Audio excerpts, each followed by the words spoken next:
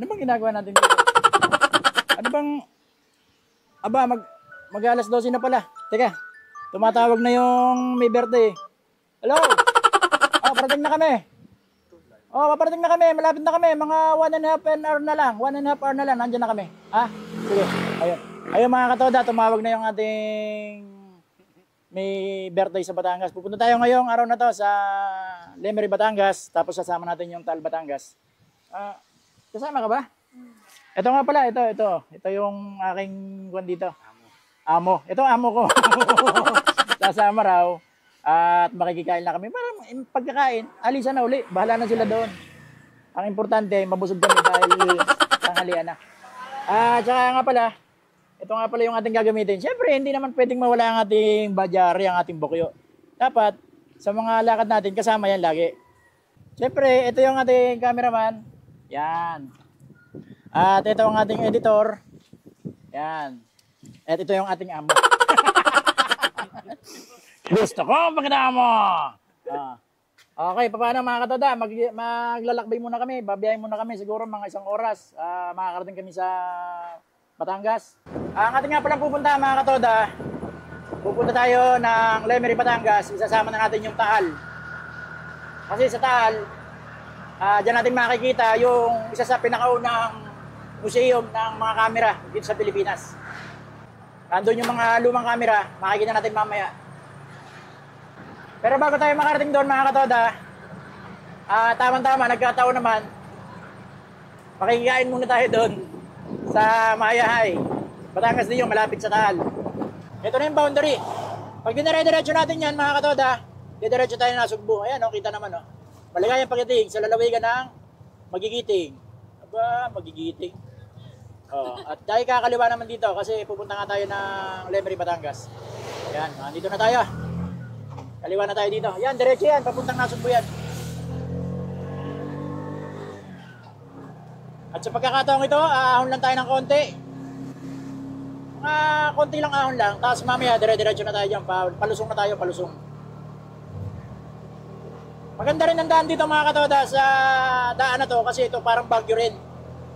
At mamaya, paglusong natin, makikita mo yung overlooking. Mamaya, kukunan natin yon para makita rin ng mga nanonood kung gaano kaganda rito.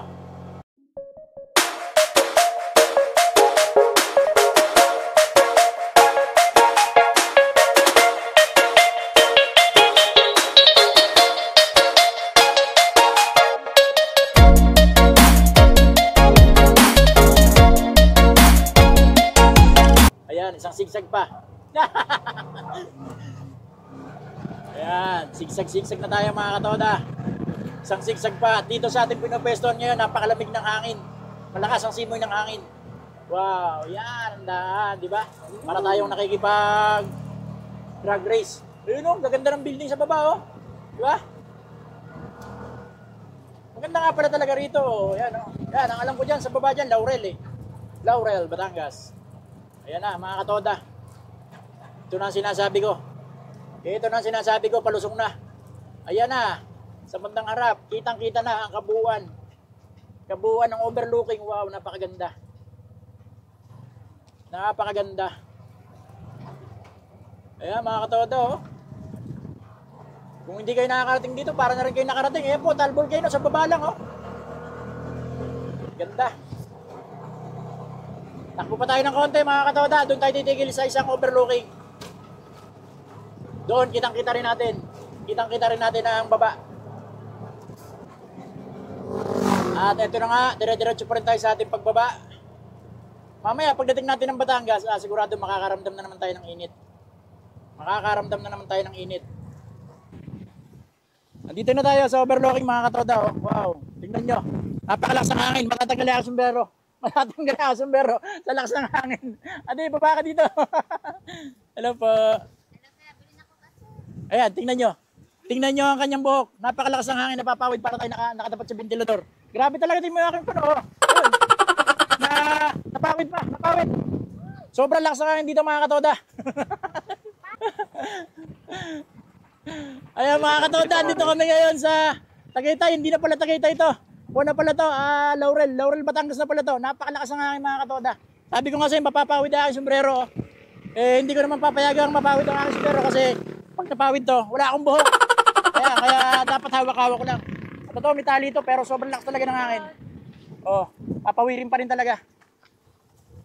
Tumigil muna kami rito mga katoda bago kami pumunta ng Lemery, Batangas. Kasi napakaganda ng overlooking dito mga katoda. Kitang-kita yung Taal Volcano. Bulk volcano. Pero kung malakas ang sinyag ng araw, ay nasabit pa ako. Napakaliwanag sana ng Taal Volcano na yan. Pero yan, side yan.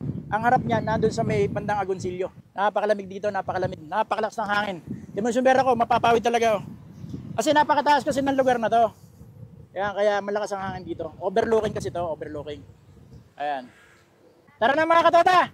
Punta na tayo ng Juan. Ano ba yan? Natatakbo ba na ako? Lakas ang hangin. Punta na tayo dun sa... Oh, para na ako si Emilio Ginaldo nito. Di ba? Di ba ganito yung sombrero niya? Nakaganon sa lakas ng hangin. Napaganon. Pero dapat original yan. Nakaganyan. Yan. Tara na mga katoda. Ito na yung Canyon Woods mga katoda. Nalampasan na natin itong sigsag na to. Ayan yung bakod niya ng Canyon Woods. Ayan. Idaan pala dyan. Papuntang Kalaka.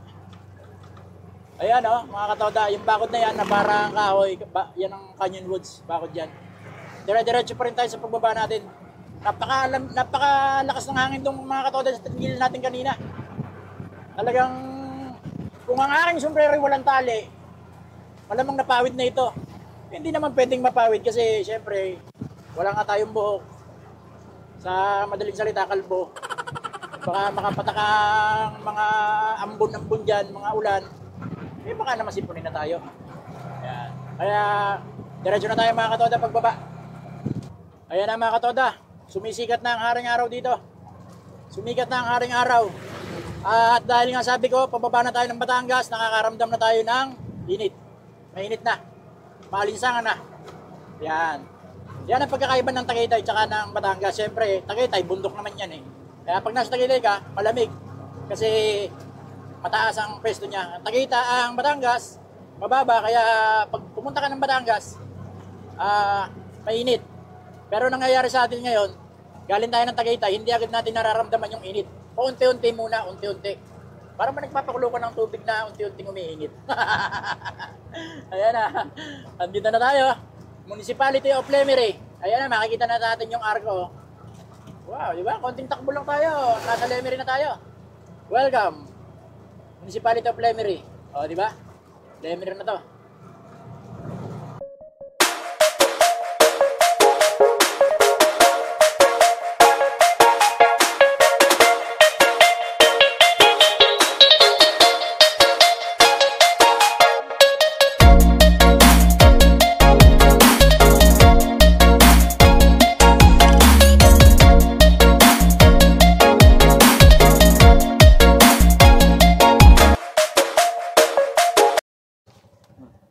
Tumigil muna ako dito, may nakita ko mais eh.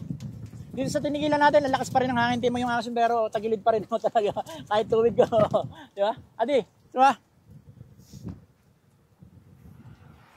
Hello po, Nay. Ano po ito? Sweet corn? Hindi po, puti. Ah, puti. Native. Puti pala to. Hindi pala sweet corn, native. Papunta kami ng kwan nga, ng Lemery. May nakita kami tindahan ng mais dito. Magkano to, Nanay? 64 kilo. Wow, 60 ang kilo. Napakamura na. Mura ba yung mahal? Wala akong idea eh, kasi hindi ko alam ang presyo talaga eh.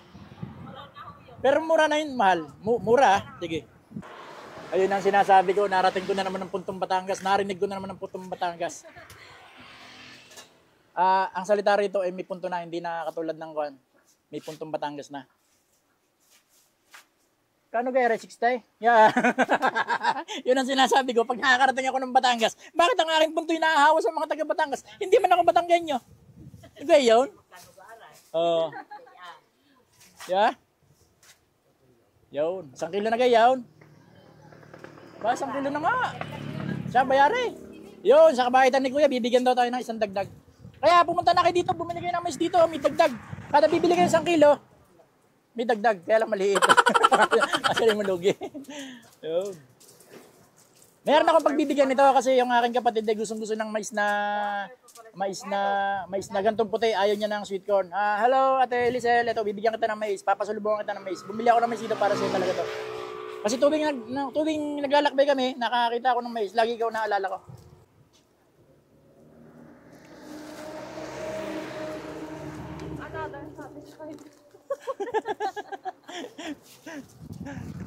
Malakas pa rin nangangan dito mga katoda sa aming pinestahan. Ito po.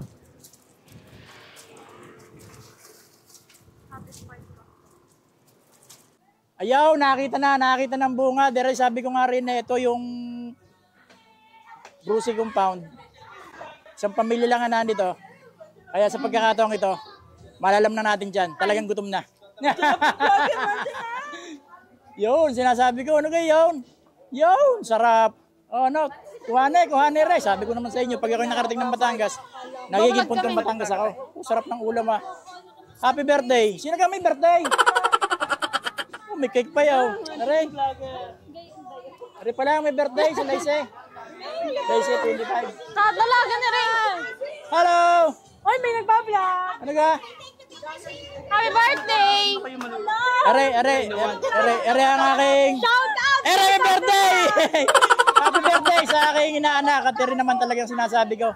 Sa liit na Ere, napakagaling na bata. Napakagaling na tao. Oh. Are, ayan. O, kita nyo naman, nagmamahanuwa na sa akin. Ha? Ayun! Saya! Ayan, mga katoda, andito na tayo. Sabi ko, hi! Ere ang aking sister, oh. Ayan, sinasabi ko sa inyo, magkikita-kita kami rito, ayo. Oh. Sinasabi ko sa inyo, ayo. Ere apa, isa pang kapatid ko, Ere nag-imbita sa akin, Ere ang nanay ng may birthday ngayon. Ere ang nanay ni Lazy Ann, yan. Oh, sinabi ko naman sa inyo, pagdating ko rin sa Batangas, ako'y magpupuntong Batangas. Oh, diga? Ere ang nanay, Ere kapatid ko. Gusto ko magkataon nyo! Shout out po sa lahat ng ating ka-J Todo Vlog dyan. Ayan lang, patuloy lang po kayong sumuporta sa aking Ninong J. Para po sa mas magandang kita. Para mas patuloy kayong mapasaya ng aking Ninong J at mas marami pa siyang mapuntahan. Ayun, please support po sa J Todo Vlog. Ano lang po, share, like, and follow. Tama ba? Bye-bye! Bayaw, tatanggalin ko ng aking sombrero at may nambatikos, may nag-comment eh. Tanggalin mo yung sombrero pag kumakain niya. Ito na. Ito na, kakain na tayo mga katoda. Ito yung ating pagkain. Ito, yan. Tara mga katoda, kain tayo. Pupunta na kami sa Camera Museum ulit. Wala lang. Share ko lang. Ito na mga katoda. Nakakain na tayo sa birthday yan. Libre ang ating tanghalian. Pupunta na tayo ngayon sa Taal. Doon natin makikita yung Camera Museum dito sa Taal. Yun yung first Camera Museum sa Pilipinas. Okay? Pabiyahe lang tayo ng mga ilang kilometro. At kaso, ang problema nito ngayon, tumiming na yung oras natin sa labasan ng mga estudyante, kaya medyo matatraffic lang siguro tayo ng konti. Kasi labasan ng mga estudyante ngayon. Mas maganda kung hindi tayo matraffic para makaabot tayo dun sa museum. Kasi ang museum, magsasara ng alas 5 yon. Nagbubukas kasi yon alas 8 ng umaga hanggang alas 5 ng hapon. Ayan. At bukod nga pala sa museum, Camera Museum, yun lang ang ating pakay dyan eh. Marami tayong makikita na mga ancestral house dyan, mga lumang bahay, na hanggang ngayon talagang nakapreserve. Hindi nila ginagalaw. Para bang sa Bigan, kung punta tayo ng Bigan, di ba, mapapansin natin, mga bahay doon, naka-preserve, hindi nila ginalaw. Kung meron man silang nirenovate o ginalaw, hindi naman nawala yung talagang forma ng mga lumang bahay. Ganon din dito sa Taal. Yan, parehas lang sila. Dito ka makakita ng talagang matatandang bahay na hanggang ngayon, natitirhan pa. Ayun na mga katoda. Welcome to Taal. Ayan na. Welcome to Taal. Kakaliwa na tayo rito mga katoda at alam ko dito yung museum. Ay, no entry. Sorry. Ay! Buti na lang na no entry tayo. Hindi pala natin alam. No entry pala ang ating papasukan. Kaya yun. Mas may na lang. Dito palang daan. Wow. Hindi mo talaga masabi ano. Pag hindi ka taga rito ano. Dito siguro ang daan. Kakaliwa tayo rito. Dito ba? Sige, dito tayo papasok. Tingnan natin kung tama. Pwede naman bumalik kung sakaling mali Ayan na mga katoda, nakakakita na tayo ng mga lumang bahay. Wow, grabe naman mga bahay na to. Ang gaganda. Grabe gaganda ng bahay. Ito na mga katoda, narating na natin ang Taal Galleria. Ang Galleria Taal. Wow, napakaganda naman ng bahay na to. Napakaganda. May kainan. Narating na natin. Wow, may kainan pa. Yun. Yes, ito na. Ang tanong, pwede kayang pumarada rin Pwede. Yo guys, hindi ako marunong tumawag. Hello, tatawid kami, hindi kami makatawid kasi one way to one way. Hindi basta-basta tatawid dito, mabibilis sakyan. Tara na.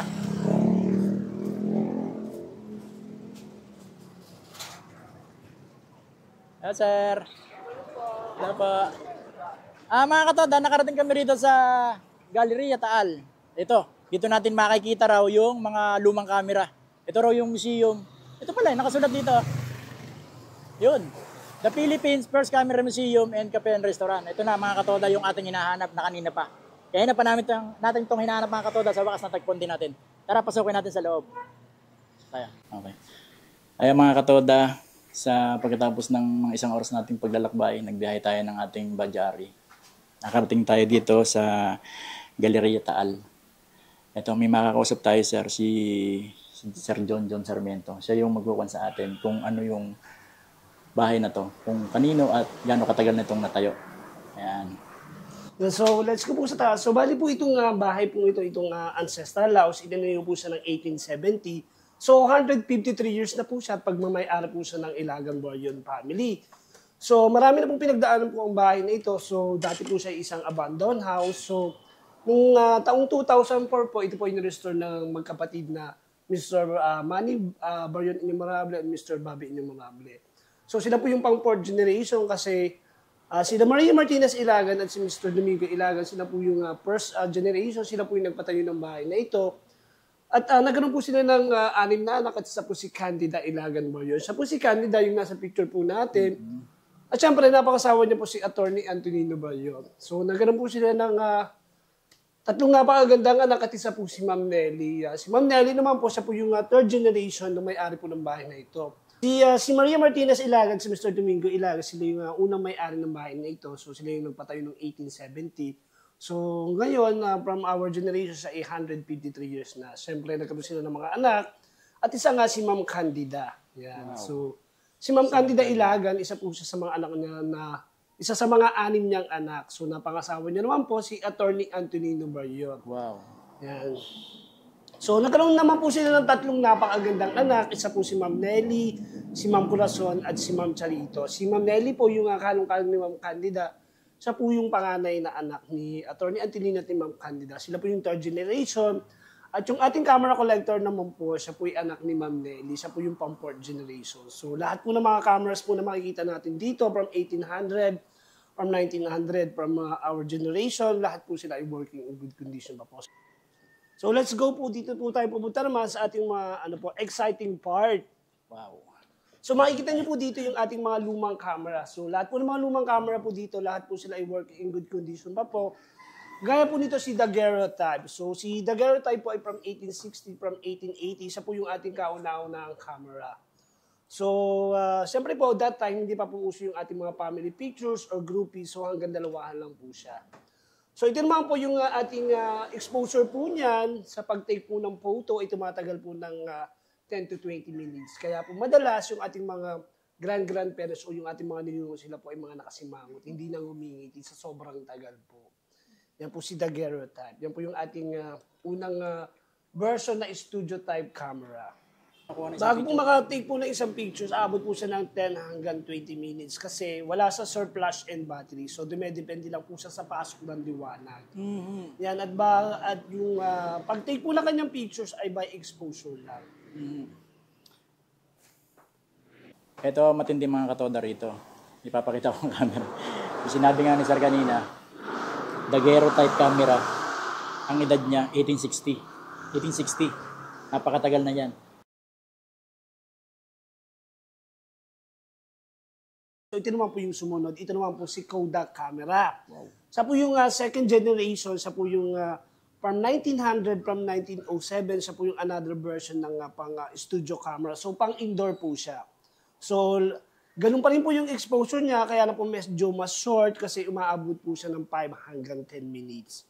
I-compare po natin kay Daguerre po siya po ay 10 hanggang 20. So, yung pag-take po ng pictures niya ay by exposure din po at wala pa po kasi siyang flash and battery. So, as in mano-mano po siya. Pero yung ating pong photographer, kailangan niya pong mag-cover, kailangan niya pong i-cover ang kanyang head para po makita niya po dito sa kung perfect na po ba yung pasok ng liwanag or kung nasa tama na po bang exposure yung kanyang kinukuha. Kasi that time, bawal po yung take 2, lahat po ay take 1 lang. Yeah. And then sir, siyempre, kung meron po tayong camera, dapat meron po tayong film. Wow, film. Yeah, so ito po yung kanyang film ni Kodak camera from 1900, from 1907. At alam niyo po ba that time, hindi daw po lahat nagkakaroon ng chance para makapagpa-picture. Kasi nga po, sobrang mahal po niya and then one time to use lang po siya. Sabi nga daw po nila sa mga joke na salita, kung kayo daw po ay nakaka-LL, means nakakaluwag-luwag, kayo daw po yung may chance para makapagpa-picture. Pero pag kayo daw po ay G na G, gipit na gipit, hanggang tingin na lang daw po sa memory or hanggang tingin na lang daw po sa salamin or hanggang memory na lang kasi nga po, sobrang mahal po niya. Hindi ko lang po alam kung yung specific na price dati. So, yun pala mga katoda, pag wala kang pera, wala kang karapatan dito. Yes. Hindi ka makapagpakuha. Kaya sa mga panahon ngayon, kung sakaling alokin ako magpa-picture dito, hindi ko kaya yun. Yeah. May mga pera lang talaga na So may mga pera lang po Noong talaga mga panahon na yun. Panahon lang. So more on mga ilustrados lang po tsaka mayayaman talaga. So siyempre po, pag ginagamit po siya, ilalagay po dito siya ng ating photographer. Yan, so magko-cover po siyang muli. So pag nakapag-take na po siya nag-shot, babalik na rin po niya yan. At gagamitin niya naman po si side B kasi meron po siyang side A and side B kasi that time nga po, wala siyang flash and battery. So dumedepende lang po siya sa pasok na liwanag at by exposure lang. Kasi that time, hindi pa po uso yung mga 1, 2, 3 shades kasi nga po, thumbs up lang pag perfect na po or nakuha na po siya ng picture. And then tatanggalin niya po yan, yung ating pong film. So ito po yung dadalhin nila sa developer. Yan, para po ipa-develop. Mga ilang concert bago mo develop yun? So sabi po nila, minsan umaabot daw po ng 1 week ang pagpapadevelop. Kasi ilalagay po nila ito sa dark room and then ilalagay po sila sa may tubig na chemical and then ihahanger po nila at papatuyuin. Yan. So, for only 1 picture lang po siya. 1 week. At syempre, ito naman po yung sample of negative niya. Yan. Bumaba parang x-ray film lang. Ito mga katoda yung sample ng negative doon sa liwanag. Sample ng negative. Yan. Ito yung kuha dito sa camera na to. Yan. Pinakita sa atin ni Sir. Sir, anong year to, Sir? Siya po yung si Kodak camera from 1900 from 1907. So, imagine na mga katoda po. So, 1900 from 1907. So, Kodak that camera. time, Ito yung opo, Kodak. bawal po talaga tayong magkamali. Kasi alam niyo po ba daw, pag kinukuhaan na po yung isang model, bawal daw po silang gumalaw or bawal daw po silang malikot at bawal po silang kumalaw. Kasi once na gumalaw po sila, magiging blurred na po yung picture. So, another ping na naman po. So, kaya po madalas sila ay nakasimangon. Ito, ito siguro, Sir, yung unang Kodak. Yes po, siya po yung kauna-unahang Kodak sa 1900. Yeah. 1900 to 1907. 1907. So, ito po yung studio version. Studio version. Yeah, so po yung mga pang-indoor. So, ito yung kaunahang camera. Ayan mga katoda, pinakita sa atin ni Sir yung kauna-unahang Kodak camera. 1900 to 1907. Ito yung ginagamit nila. Grabe, mga katoda. Ito yung una. Pinaliwanag naman natin sa atin ni Sir kanina. Yeah, syempre po, kung meron po tayong mga studio camera, meron naman po tayong mga portable camera. So ito po yung ating mga portable camera since ano pa rin po siya, still Kodak. So siya po si Kodak 1900 from 1902 from 1905. Sila po ay working pa. And then ang pagkakaiba lang po niya, siya po ay pang outdoor na and then medyo mas maliit na po yung kanyang plate. Yan, pero yung exposure pa rin po niya ay ganun pa rin po siya, umabot pa rin po siya ng 5 hanggang 10. Yan. Kodak to Kodak. 1900 to 1902, 1905. Yes. Yan. Pero itong mga lahat ng mga to, puro Kodak ang mga to. Yes, Sir. so sila po ay working pa. So sabi nga daw nila, sir, imagine niyo kung balak daw niyo pong mag-selfie habang lumulubog yung araw, baka daw po nakalubog na yung araw, hindi pa kayo nakakapag-selfie. Kasi hanggang 10 minutes pa rin po siya. Ayan. Hindi po ba? Pero sir, lahat ng camera dito gumagana. No? Yes po, lahat po ng mga camera dito ay working pa. Mga ilang kwan, sir, mga ilang piraso sir ang mga... Ang nandito pong camera ay mga 198. And then meron pa po si Sir Manny na mga camera sa Tagaytay. Kasi kung dadaling daw po niya dito lahat, yung mga camera niya, baka daw po wala nang ikutan yung ating mga guests. Kasi sobrang dami po niya. Ayun mga katoda, ang camera dito nasa 198 ganon. At lahat ng camera dito pala mga katoda gumagana. Lahat yan gumagana. Yun, sabi Yeah. sa. So dito naman tayo, sir.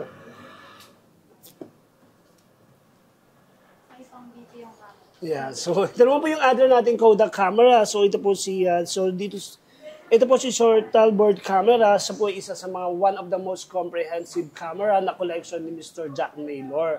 So si Mr. Jack Naylor po isa po siyang camera collector din. So bago po siya mamatay noong taong 2007, so in-auction niya muna po ito. So isa po si Sir Manny sa mga nakakuha po nito. Ito po yung isa sa one of comprehensive camera. Yan. At syempre, ito naman po si Century Model 46. Akala po lagi talaga na mga ibang guest po namin napapagkama na po siyang pang-BP. Pero siya po talaga yung speed shutter. Yan. So medyo mas mabilis na po yung pag-take na yung picture. Yan, syempre po, ito naman po si atin na si Gunlux Benguet camera. Si Gunlux Benguet camera po, siya po yung nirelease noong taong 1914 or 1914. So dito naman, sir, dito pwede na kayo mag-family picture or groupie kasi wider angle na po siya. Siya po ay 7x17, so siya po ay panorama na or panoramic na. So kahit ilang pong bata yun, ay kasyang-kasya po dyan. Pero siya po ay portable camera din po. Yan. 1914. Yan, siya po ay 1914. Okay.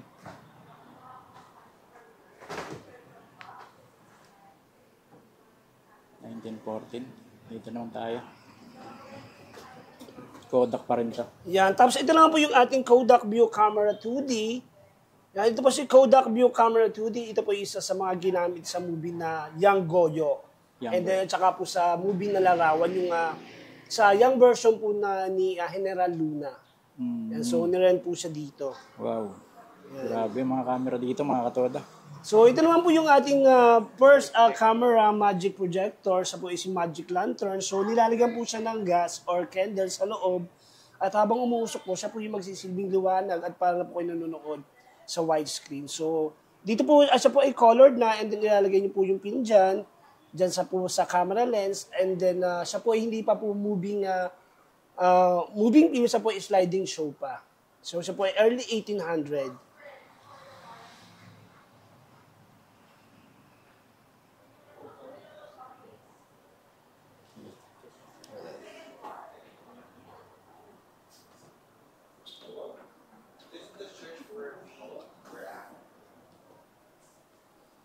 Ano sir yung mga Japan, German? Yeah, so ito na sir, dito na po nag-start yung evolution ng camera. So medyo mas maliit na po siya and then hindi na po natin kailangan mag-antay ng napakatagal ng 5 hanggang 10 minutes.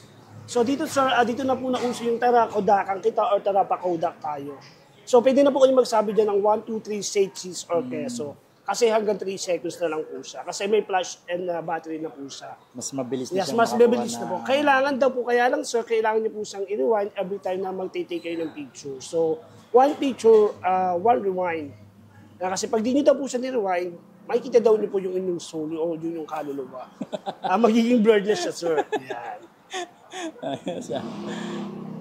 Ito mga picture na to sir, si Yan. Sir Man na yung kumuha niyan. Opo, so yan po isa sa mga historical dito. So, yan po yung tawag kay Sasay na tinatawag po ngayong San Lorenzo steps. Siya po ay 125 steps. Siya po ay ginawa nung, tinayo po siya ng 1630. Yan, and then kasabay po siya ng pagtatayo ng simbahan ng kay Sasay. Yan. Okay. So ito naman sir, yung ating mga Polaroid cameras.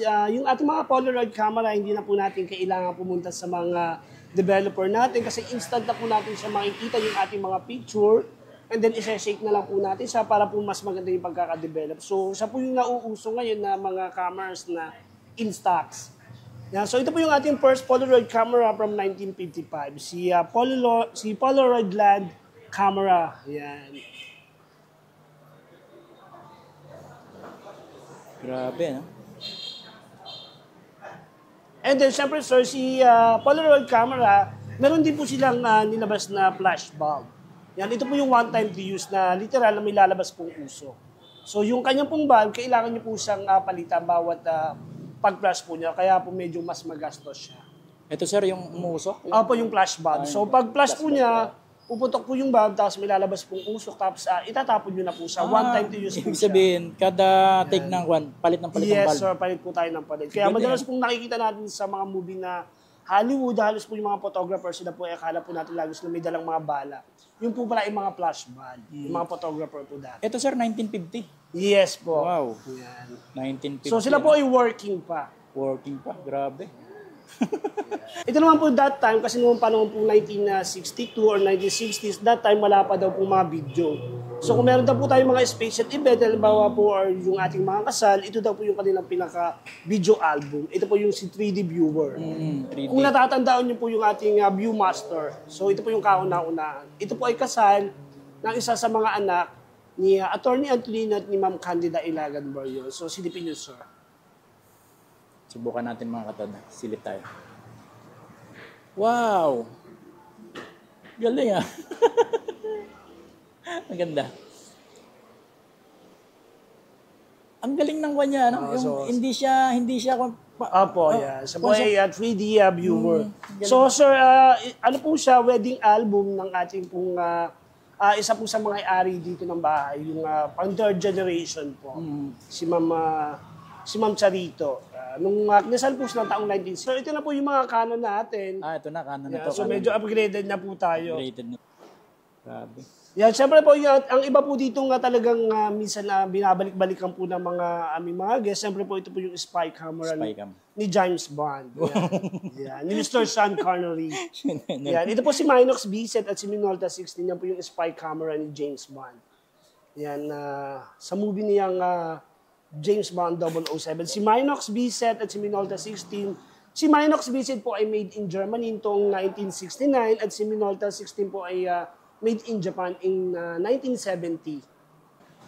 Tapos ito naman sir yung ating medyo upgraded na flash bulb. Ayan po yung madalas na ginagamit sa Hollywood film. Yeah, so siya po yung mga literal na lumalabas po talaga yung usok. So one flash, itatapon niya na po siya. So sobrang gastos daw po talaga ng camera ngayon. Galing. Wow. So ito naman po sir yung ating si Nikon or si Nikon. Sila po yung mga special edition or limited edition. Sila po yung mga collectible items yan. So, gaya po si Nikon FM2 Dragon Kit. So, si Nikon FM2 Dragon Kit, siya po yung ginawa po nung taong Year of the Dragon, year 2000, nung Chinese New Year. And then, siya po ay 2,000 pieces lang po. Every time po nagsaselebrate kasi si Nikon na camera, 2,000 pieces lang po yung kanilang 2,000 pieces lang kanyang nilabas. Yes, opo. And then, siya naman po yung si Nikon F2, isa po yung isa po pong 2,000 pieces na camera. And then, syempre po ito, si Nikon FA Gold po yung laging madalas pinag-uusapan po dito or madalas lagi pong na-amaze yung mga guests po natin. Siya po kasi si Nikon FA Gold, siya po ay 24 carats gold-plated camera with laser skin. So, yung body po niya ay binalutan ng balat ng butiki. So, ang tanong po, ilang butiki yung pinatay nila para po balutan ng ang 2,000 pieces na camera ni Nikon. Baka ito na sir yung siyempre gold. Napakamahal niyan. Yeah, siyempre po. At siyempre, sir, yan po yung kaisa-isang pang camera na hindi pa po nagagamit ni Sir Manny. Wow. Yan, so sobra pong memorabilia para po kay Sir Manny yan. And then from early 1963, so gumawa po sila then noong taong 1970, gumawa po sila ng 5 pang underwater camera na pininoduce naman po ni Nikon, kaya po siya naging Nikon News. Tas mo. 1960. Ito mga katawa, sabihin ko kung may mga GoPro ngayon na pwede sa ilalim ng tubig, ito ang matindi. Underwater camera noong 1960. Grabe diba? Napakalupit. Pwede siya talaga ilubog sa tubig para magkuha ka ng picture lang, di ba? Ang kuha niya, 1963, 1968, 1960, wow, 1975, 1980. Galing. Okay, galing. At syempre ito naman po yung ating ito lang po si Fujinon G617, siya po yung ating pang-geographic camera. So, siya po yung pang-underwater camera. Yeah, so, yan po yung mga ano po ng mga divers natin. Yan. So, kada po kalilitang detalye sa ilalim ng dagat ay makikita po niya. 1994 na to, ano? Yes, ito po, at ito naman po from 1983. 1936, 1994, 1983. Ito yung mga taon nang nilabas nila, ano, sir? Yes, sir. Yan po yung mga nilabas na. So, after po ng mga kalipso. Ito, luma pa itong isang to, yung 1936 na to, Japan. 1955. Meron na rito, 2002. Germany, mas maliit na yung kanya. Macro. Grabe, ano? Galing. Yeah. And then ito naman po so, siyempre ito po si Leica. Si Leica po yung one of the most expensive camera sa buong mundo. Kasi nga po si Leica, siya po yung kauna-unahang may pinakamaliit na portable camera noong taong 1914 o taong 1914. Yan, siya po yan. So, di po ba, imagine nyo nun po yung mga gaya po na Nikon, nila Kodak. So, ang lalaki po ng kanilang mga portable camera. Pero po if you compare po kay Leica camera, so siya po yung kauna-unahang may pinakamaliit na portable camera noong taong 1940, si UR Leica. At siya po ay made in Germany. Si Leica camera po. Si Leica camera was the first practical 35mm camera using the standard cinema in 35mm film format in 1923. So, sobrang ganda po kasi ni Leica. Pag Leica pa lang yung camera, medyo may kaya ka sa buhay. Yan. So, at saka, alam niyo po ba, sa sobrang talino ni Leica, nung nauso po yung ating mga cellphone, so, nakipag-emerge po siya or nakipag-business partner po siya sa isang cellphone company. Yan. So, grabe, no? So, sobrang ganda po talaga. So, yan po talaga yung pinapangarap ng mga photographer po natin. Galing. At syempre, ito naman po yung, dito po nagsimula ang lahat kung bakit po na-inlove si Sir Manny sa isang camera. Syempre po nung siya po ay 12 years old, binigyan po siya ng kanyang uncle ng Royal 35M na camera. So, diyan po siya simulang na-inlove. Yan, at syempre po, nung nung siya po ay nagkapera na, so siya po ay nag-start na mag-ipon na bumili ng mga camera. And then, nung taong 2009, nagkaroon po dito ng photo exhibit. So, nilabas po ni Sir Manny yung kanyang mga camera. So, then, nakita po siya ng Taal Tourism na, ang dami po lang camera ni Sir Manny. So, nagkaroon po siya ng ideas. Then, nung taong 2010 po, binuksan niyo po ito sa public as a private museum, ang first camera museum po sa buong Pilipinas. And then, kaya din po siya tinawag na Galleria Taal kasi saan po ba natin ilalagay yung ating mga pictures? Di po ba sa gallery? So, kaya po siya tinawag na Galleria Taal. At syempre po, ito pa rin po yung isa po sa pinag-uusapan po dito o talaga po yung mga photographer gusto po nila magkaganan niyan po si Hasselblad. Yan, si Hasselblad po, siya po yung pang-outer space po nating camera. Wow. Yan, so siya po yung replica na ginamit ni Neil Armstrong papuntang buwan. Wow. Yan, so yan po yung mga iilang lang camera na ginawa po ng American NASA. Galing. Yan. Si Hasselblad. So if ever po yung mga like po ng mga nag-ano po dito, yung humingi po sila ng advice ng kakaibang photoshoot. So, binibigyan ko po sila ng advice na doon po sila mag-prenup sa buwan. Yeah, para kakaiba po. Tapos papiram na lang po namin sila ng camera. Bahala lang po sila sa kanilang sasakyan at sa kanilang photographer.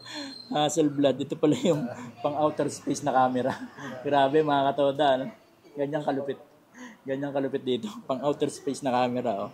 Nilabas yun noong 1966. Grabe. Wow, talaga. So, kung if ever po nakakaibang prenup o gusto mag-trending, yung kanilang prenup, pumunta po sila sa buwan. Yeah. So, ito naman po yung ating Yashica and Mamiya. So, si Yashica and Mamiya, same lang din po sa Rolleiflex camera. Siya po yung replica kasi yung viewfinder po niya ay nasa taas din. At siya po naman ay made in Japan. Yan, si General Emilio Aguinaldo. Yan po yung taong 1906. 1906. Yan, yung ating pong former president. Galing. At syempre po, ito naman po yung ating former president si Manuel L. Quezon at ang kanya pong first lady, si Doña Aurora. Yan, ito po si Doña Aurora. At syempre yan naman po yung ating Daraga Bicol Train Station noong taong 1935 nung nadadaanan pa po siya ng tren. Pero ngayon po, hindi na po siya nadadaanan kasi sira na po siya. And then, ito daw po, sabi po ng mga guest ko from Bicol, so siya daw po parang bahayan na. So, totally nagbago na daw po. Daraga Bicol Train Station, 1935. Ito mga katoda, nakita natin yung Mayon Volcano dito. Tal na, pag-usapan na rin ng Mayon Volcano, pupuntahan natin yan sa susunod na video natin. Gamit lang ang ating badyari. Dr. Jose Rizal. Wow. Tsaka yung kahoy to, kahoy. Wow. Galing, ano? Talagang dito mo yung mga kahoy. Sobra. Galing. 150. 150 under. Ayan mga katoda, nakagaling na tayo dito sa Galleria Taal at nakita na rin natin yung mga sinaunang camera dito. Ito yung nag-iisang museo sa Pilipinas ng mga camera. Shoutout nga pala kay Sir Carlos Uno Rason.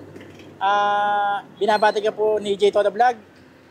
At maraming salamat kay Sir. Ito yung ating nag-guide sa atin kanina sa taas. Maraming salamat. At maraming salamat din kay Ma'am Karen Ilagan. Siya yung nagpatuloy sa atin dito sa museum na to. At kung hindi dahil kay Ma'am Karen, hindi tayo makakapasok dito. Maraming pong salamat sa inyo. At sana po, subscribe niyo po ang ating YouTube channel, J. Toda Vlog. Marami pa po tayong gagawing video. Marami po tayong pupuntahan lugar. Maraming pong salamat sa inyong lahat.